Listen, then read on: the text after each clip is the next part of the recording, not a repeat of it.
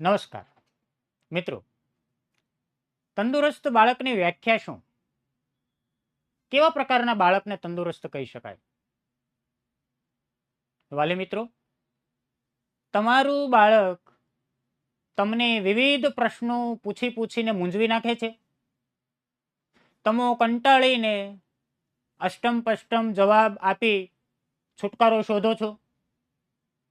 મારું માથું ન ખા, મને શાંતિ લેવા દે, તું તો દોઢ ડાહ્યો છો, ચૂપ મર છાનો માનો, આવા નેગેટિવ ઉત્તરો આપી આપ છટકી જાઓ છો. જો અમારી આ વાત સાથે આપ સંમત છો તો આપ માતા પિતા તરીકે નાપાસ છો. ભલે બીજી બધી જ બાબતોમાં આપ સફળ હો. બાળકમાં કુતૂહલ અને જિજ્ઞાસાનો ભંડાર ભર્યો હોય છે. જ્યારે બાળક મુક્ત વાતાવરણ અનુભવે ત્યારે એ પ્રશ્નોનો વરસાદ વરસાવે છે. અને સમજો કે જ્યારે બાળક ગૂંગણામણ અનુભવે છે ત્યારે એના પ્રશ્નો આથમી જાય છે. બાળકના વિકસતા મનમાં પ્રશ્નો ઉદ્ભવે એ સહજ ઘટના ગણી શકાય. એટલે કે તમારા બાળકને પ્રશ્નો ઉદ્ભવે છે એ જ દર્શાવે છે કે બાળક એકદમ નોર્મલ છે. જે સંતાન પ્રશ્ન ન પૂછે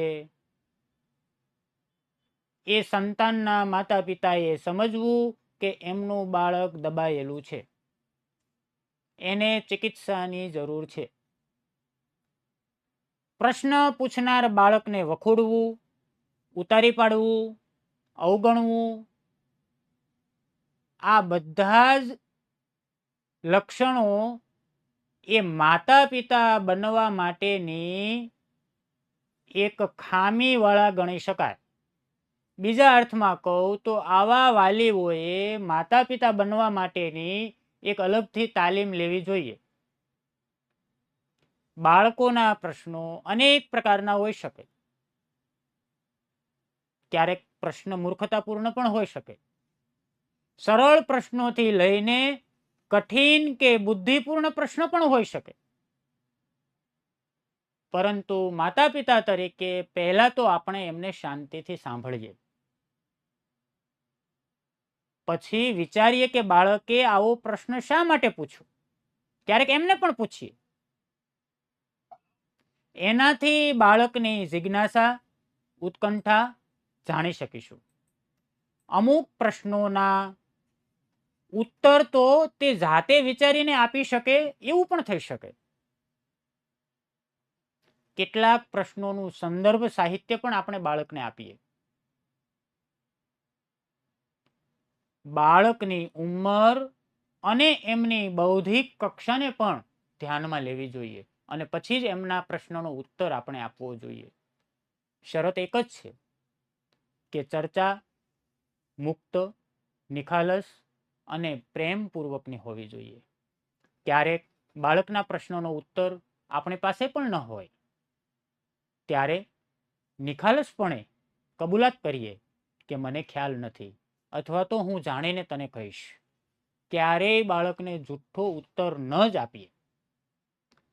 ક્યારેક બાળકનો પ્રશ્ન બિનમહત્વનો હોય તો પ્રેમથી સમજાવીએ.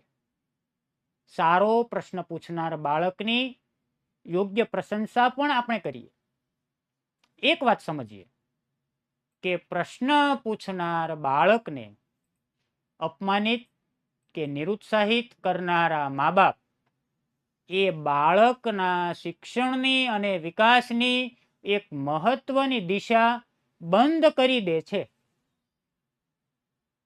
મને લાગે છે કે હવે તમારું બાળક જ્યારે પણ પ્રશ્ન પૂછશે ત્યારે આપ ખૂબ જ શાંતિથી, પ્રેમથી, તમે જાણતા હશો એ પ્રકારનો બહુ જ સહજતાથી તમારા બાળકને જવાબ આપશો.